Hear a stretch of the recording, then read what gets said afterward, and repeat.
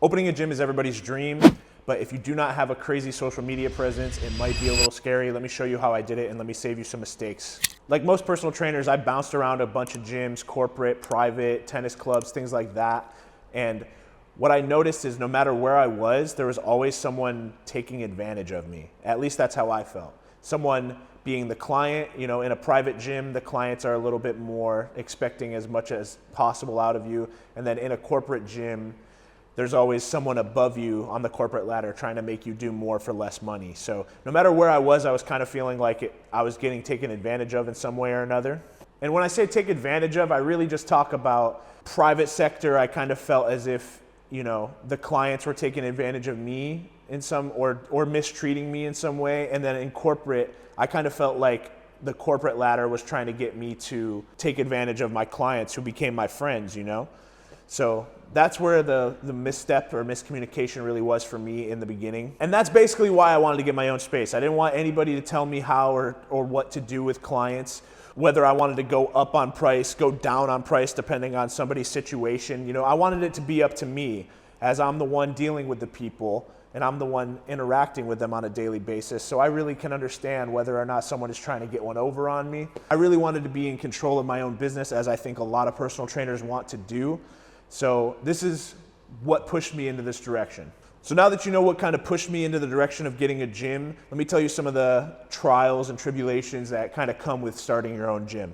Number one, finding your location is absolutely miserable. Finding a strip mall or a location that doesn't already have an anchor store or some other fitness place is extremely hard. So if you find a place but they have a Crunch in the same area, strip mall, they're gonna say, nope, can't do it. The second struggle is obviously getting all of the equipment.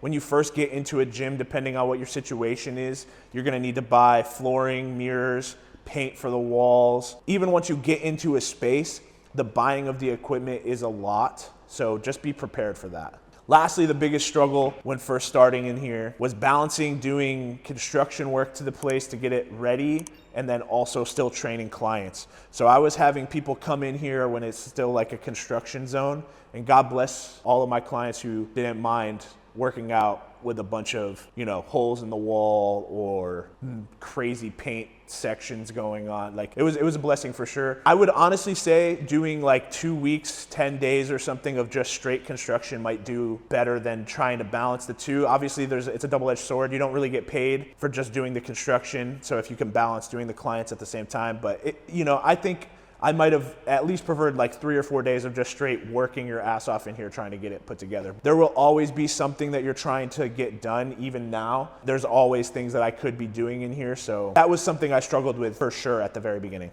Okay, finally, the part that everybody's really here for, the advice for the first-time gym buyer. I would say, number one, start buying equipment early. You don't need to just wait until you get into your space.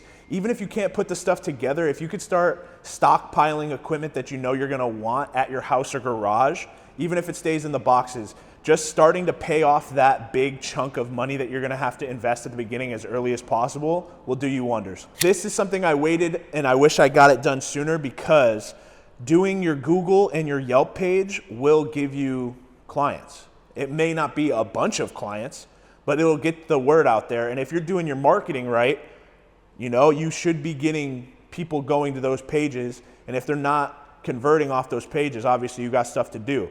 But getting them set up so that they're verified, or like you actually show up when people Google gyms in the area as soon as possible, is a must. Last thing, budget way more than you think you're gonna need. It's just the little things, dude. The paint is expensive. The mirrors, I got a great deal on mirrors, but mirrors are expensive. So if you want that like real professional look, and it's also good for your clients to be able to see what they're doing and help correct form. But finding enough money to do all of this stuff obviously gets harder and harder as you build up more things that you want to put into your gym. So I think saving up as much as you can, clearing out some credit card space, maybe getting a new credit card with 0 APR.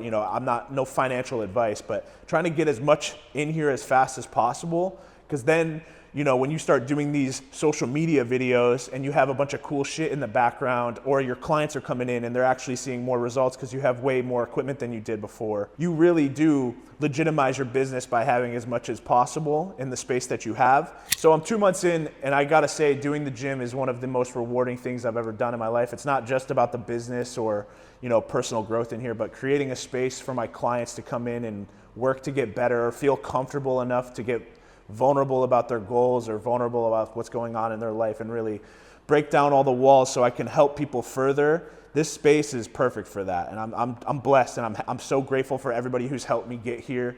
So thank you for all the people who have helped me get there. Thank you for watching the video if you've made it this far. If you have any questions about opening your own gym or fitness related stuff, please put it in the comments. I check that shit daily. But yeah, thank you for watching.